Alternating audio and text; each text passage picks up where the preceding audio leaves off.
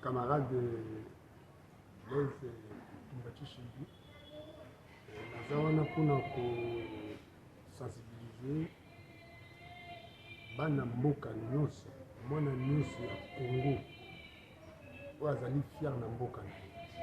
Lokola mbelema esengi ete tokende na kati na maponami, me tozali na visa oyo ezokopermettre moto asala maponami. Alors na maponami wana ezokosenga biso tosarole, puisque biso nyonso tozozela maponami ya 2023.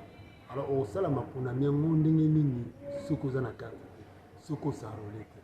Alors lokola mbelema epesami fo ete moto nyonso asarole, yango tosengi ete biso nyonso mwana ya Congo oyo azali fier mpona mboka na ye akende asarole mpona kosala bon choix na élection oyo ezali na 2023. Alors puisque responsabilité ya choix wana epesami na biso nde bana ya Congo. Okoyeba nani oyo ngai moko nakoki kotinda ye akende kuna na parlement. Eza susi ko banomaki oyo basalaki boye yo moko osala choix na ye. Alors mpona kosala choix wana nde esengi sikoyo ifo kosarole. Yango tosengi biso nyonso bana ya Congo tokende tosarole massivement pour nous préparer la prochaine élection na biso.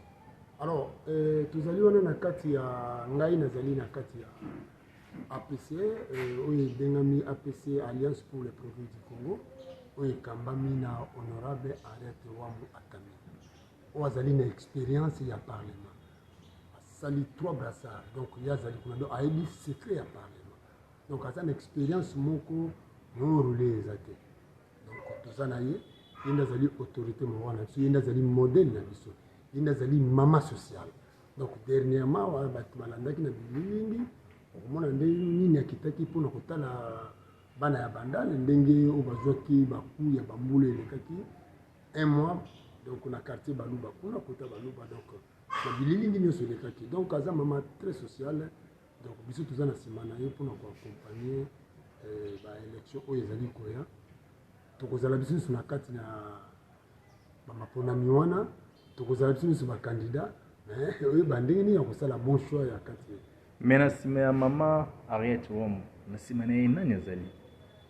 Na nsima ya mama Arete Wamu azali wana mpona kosoutenir vision ya chef de l'État oyo azali Félix Antoine Tshisekedi Tshilombo, le garant de la nation, Fachi Beton.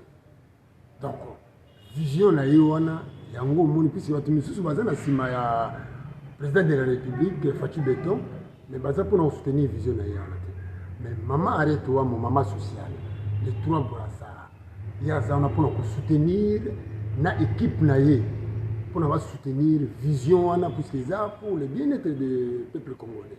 Donc vision eza mpona bolamu ya bana ya mboka. Donc c'est un peu ça. Merci nayaki na bakisa ete ebete en général telebisani ete mpe tozwa biso nyonso bacarte de lecteur oyo ekopermettre biso toaffronte baélection ezoya mpona kosala bon choix, mais particulièrement bana ya funa. Bana ya funa nazali moko candidat na kati na funa. Alors lokola toyebi quelques faiblesses ezali oyo eza na kati ya funa, alors mwayebi biso nyonso tokende eza te. Alors bato oyo ndambo tokoki échantillon nga mpe naza parmi yango, topesa chance botinda ngai, je suis dispo ya kozala kuna puisque nazala mpe molobeli ya bana ya funa, puisque nakozala molobeli ya bana ya funa naza dispo puisque moi tokende biso nyonso eza te, puisque pakidi parlement ezali échantillon ya population. Sikoyo na échantillon ya population toyi tozwa nde ya funa. Ngai moko oyo azali camarade Blaise Tshisekedi na kati ya APC oyo ezali Alliance pour le Progrès du Congo oyo ekambami na kati ya honorable biso moko toyebi déjà bililingi bozozwa ye déjà ndenge azali awa tala aza mama sociale ayebani partout. Donc soki otali na kati ya agenda na ye nayebi te aza mutu, mais quand même alingaka ete alia na population, avanda na population, apartage makala na population, apartage que ceci na population, ayoka pe population ata korésoudre nyonso te azala pe molobeli pe ya population.